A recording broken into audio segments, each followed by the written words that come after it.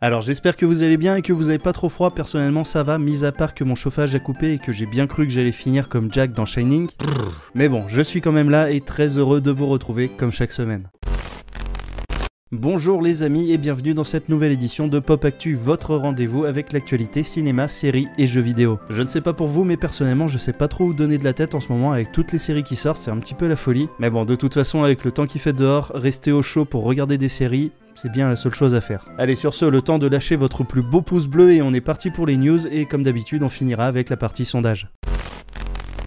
Tandis que Russell Crowe est en ce moment à Malte pour le tournage du biopic sur le boxeur Jem Belcher, il s'est rendu sur le lieu de tournage de Gladiator, le chef-d'œuvre de Ridley Scott sorti en 2000 et qui a valu au comédien l'Oscar du meilleur acteur pour son rôle de Maximus. Et puisqu'on parle de Gladiator, on apprend que le scénario de sa suite, qui est en préparation depuis plusieurs années, est enfin terminé. Écrit par le scénariste Peter Craig et par le réalisateur lui-même, le film devrait se concentrer sur l'histoire de Lucius, le fils de Lucilia, fortement inspiré par le parcours de Maximus. La production du film, qui sera réalisée par Ridley Scott en personne, devrait certainement débuter une fois que le tournage de Napoléon avec Joaquin Phoenix sera terminé. Sachant que ce dernier ne commencera pas avant le 15 janvier prochain, il va falloir être encore un petit peu patient avant de retrouver l'univers de Gladiator.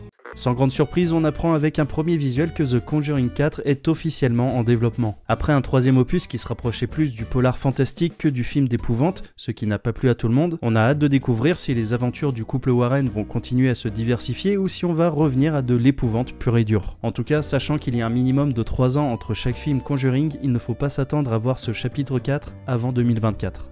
Hayao Miyazaki, le génie à qui l'on doit un grand nombre de chefs-d'œuvre de l'animation japonaise comme Princesse Mononoke, Le Voyage de Chihiro ou encore Mon voisin Totoro, avait pris sa retraite en 2014. Et pourtant, le créateur âgé de 80 ans va revenir une dernière fois, pour de vrai cette fois, avec un nouveau projet. Alors déjà, on peut se demander pourquoi ce retour ? Eh bien, c'est pas déconnant d'imaginer que c'est pour redonner un petit coup de boost au studio Ghibli. En effet, la dernière production du studio, Aya et la sorcière, un film d'animation réalisé en animation 3D, et créé pourtant par le fils de Hayao Miyazaki, Goro Miyazaki, a reçu un accueil plutôt mitigé. Après, en ce qui concerne ce futur film qui ne devrait pas voir le jour avant 2023, tout ce qu'on sait c'est qu'il s'agira d'une adaptation libre du roman Et vous, comment vivrez-vous ? Roman qui raconte l'histoire d'un garçon qui part vivre chez son oncle après la mort de son père et qui va apprendre la vie et la pensée au fil de ses questionnements et de ses découvertes. Mais en plus de ça, un producteur du studio Ghibli nous apprend que Hayao Miyazaki va réaliser ce film pour son petit-fils, pour qu'il comprenne que son grand-père va bientôt partir dans un autre monde. Voilà qui devrait en plus donner une aura assez particulière à ce film.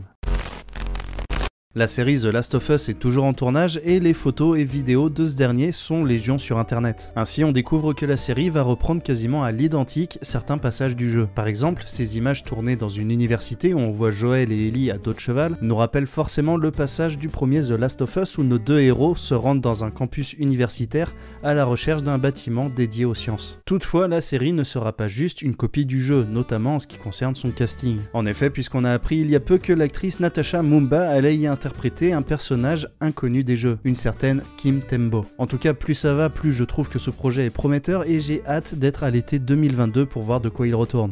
Personnellement, je ne l'ai pas encore vu, mais il paraît que la série Arcane tirée de l'univers du jeu League of Legends est vraiment cool, et qu'en plus on n'est pas forcé d'être un joueur de LoL pour l'apprécier. Donc en tout cas, vous me direz ce que vous en pensez dans les commentaires, et moi j'essaierai quand même de la regarder. Bon, toujours est-il que cette première saison a reçu un très bon accueil, et il n'aura pas fallu longtemps avant qu'une saison 2 soit officialisée, Riot Games annonçant que cette dernière est déjà en production. Toutefois, ne soyez pas trop pressés, car comme nous l'a dit le PDG de Riot Games, même s'il ne faudra pas attendre 6 ans qui a été le temps de production de la première saison, la deuxième n'arrivera pas en 2022.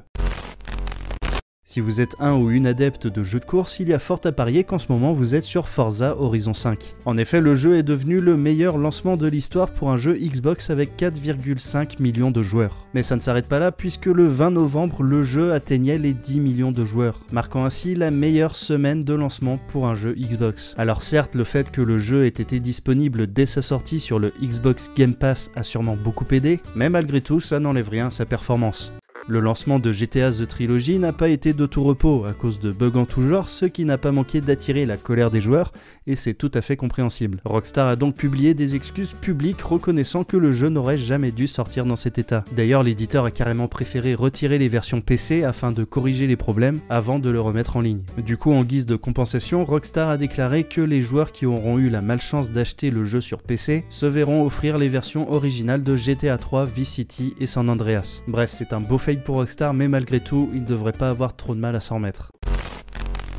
Eh bien j'espère que vous avez apprécié toutes ces news, n'hésitez pas à en discuter dans les commentaires, après tout cet espace est aussi là pour ça. Et il est maintenant temps de passer à la partie sondage que vous aimez tant, et moi aussi. La semaine dernière on a eu la liste des nominés dans les différentes catégories des Game Awards 2021, et je me suis arrêté sur les nominés du jeu le plus attendu, vous demandant parmi eux quel est le jeu que vous attendez le plus. Et a priori on a pas mal de fans de Nintendo ici puisqu'on retrouve en numéro 1 Zelda Breath of the Wild 2 qui n'a pas intérêt de se louper après le raz-de-marée qui a été le premier opus. Ensuite c'est assez marrant parce qu'on retrouve à égalité les deux jeux que personnellement j'attends le plus, Elden Ring et God of War Ragnarok. Pour moi God of War fait clairement partie des meilleurs jeux de la génération précédente donc j'ai vraiment très hâte de voir ce que va donner la suite. Et en vrai Elden Ring c'est le jeu que j'attends le plus. J'ai pas eu la chance de jouer à la bêta fermée mais de ce que j'en ai vu je sais que je vais adorer me plonger dans ce nouvel univers de From Software. Ensuite on a Horizon Forbidden West, personnellement même si j'avais apprécié le premier, j'avais eu un petit peu de mal à vraiment rentrer dedans, donc c'est pour ça que même si je suis curieux d'y jouer, je l'attends pas de ouf non plus. Et enfin avec un tout petit pourcentage, Starfield, le prochain jeu de Bethesda. Bon je l'avoue j'avais pas beaucoup entendu parler de ce jeu mais du coup je me suis renseigné, ça a l'air d'être un gros RPG spatial et en vrai ça s'annonce assez énorme. Voilà, en tout cas on n'a pas fini de jouer, a priori on va avoir une belle année 2022 côté gaming et ça c'est vraiment cool. Et en tout cas merci à tous d'avoir participé et d'avoir regardé cette vidéo jusqu'au bout. Comme d'habitude le nouveau sondage est d'ores et déjà disponible dans l'onglet communauté de la chaîne. Je vous donne rendez-vous la semaine prochaine dans un nouveau Pop Actu. D'ici là portez-vous bien, c'était Glenn Erwan, see you next time.